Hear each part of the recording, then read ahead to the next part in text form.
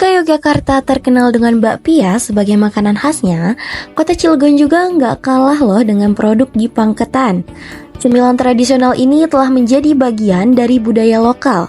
Dibuat dari beras ketan, Gipang Ketan menjadi sajian wajib saat perayaan Idul Fitri dan Idul Adha di kota Cilegon. Gipang Ketan yang diberi nama Gipang Evain adalah salah satu produk Gipang asli kota Cilegon yang diproduksi oleh Ibu Entik Atikoh.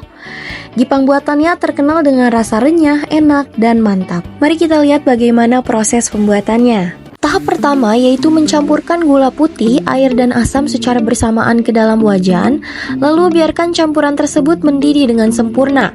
Setelah campuran gula mendidih, aduk sebentar dan tunggu hingga air surut. Setelah proses membuat gula selesai, tuangkan gula tersebut ke dalam ketan hitam dan ketan putih serta kacang halus yang sudah disiapkan. Kemudian, aduk campuran tersebut sampai merata hingga teksturnya sudah cukup lengket.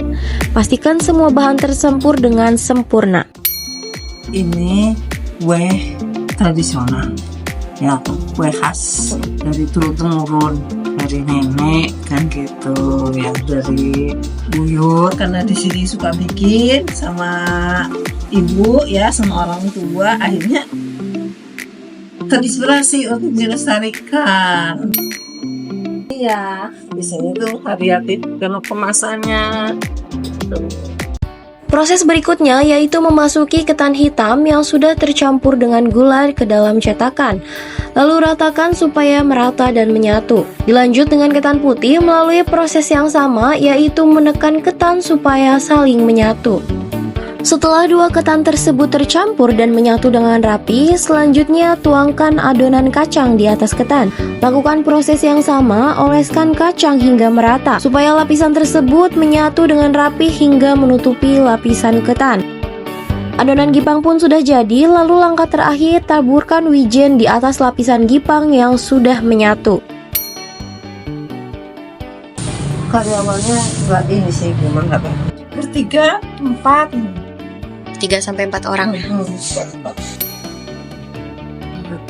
Jangan kena panas, terus jangan dibuka aja. Kalau gini tuh simpan yang rapi, dibungkus lagi gitu. Ya, dikasih box. Ini produksinya tiap hari, Bu? Enggak. Oh enggak. Berapa kali? Oh, tergantung kebutuhannya. Proses terakhir dalam produksi Gipang yaitu pemotongan Gipang sesuai ukurannya.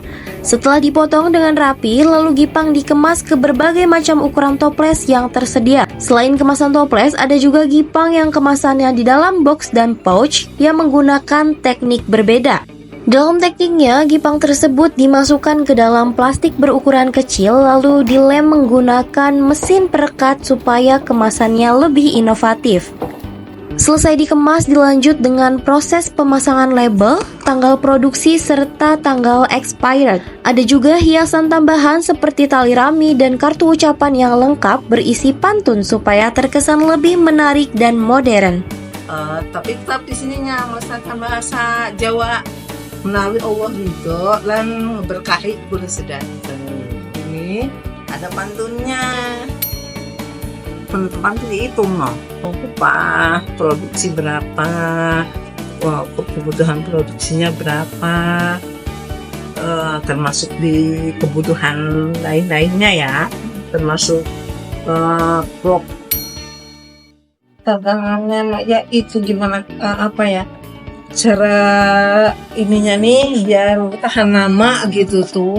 Kan ini kan belum tahan lama ya, masih walaupun udah diuji 7 bulan katanya, tapi ternyata nggak bisa. Gimana caranya nih supaya istilahnya awet dan kemudian ada generasi penerusnya? Nah, begitulah kira-kira proses pembuatan Gipang yang memadukan resep tradisional dengan sentuhan modern. Buat kalian penasaran, Gipang Evain ini bisa banget loh ditemuin di Instagram dan di Shopee.